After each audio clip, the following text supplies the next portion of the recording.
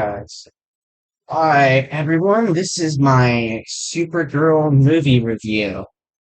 I plan to do a spoiler review, but this will air a day later than recording. You guys hear fans in the background. My AC in my room is being really weird, so ignore those if you can hear them. I'm not sure if you guys can or not, but yeah, if you can, that's what's going on. Um, Honest thoughts, I thought the film was good. I see a lot of hate. I think the hate though is justified to some degree. Not the extreme hate, but like some of the points are valid, I'll say in my opinion. I'm sorry, WB, please take the red dot off the back of my neck.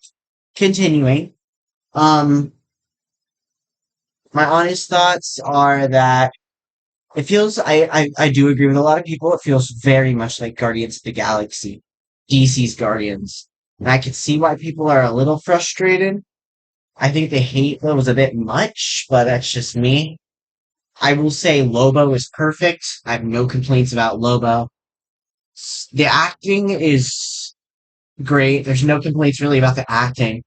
It's my biggest complaints come to it feels really a lot like Guardians, which isn't a bad thing, but I can see the complaints and the pacing. My biggest thing was the pacing.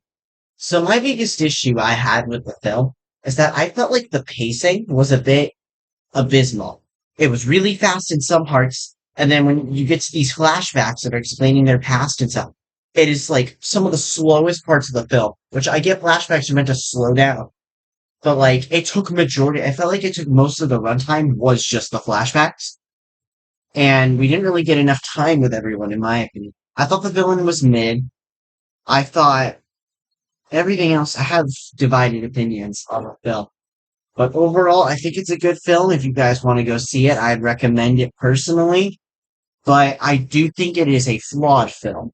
I think there were things that definitely needed more time. CGI is a bit iffy. I hear people complaining about it. It's not that bad.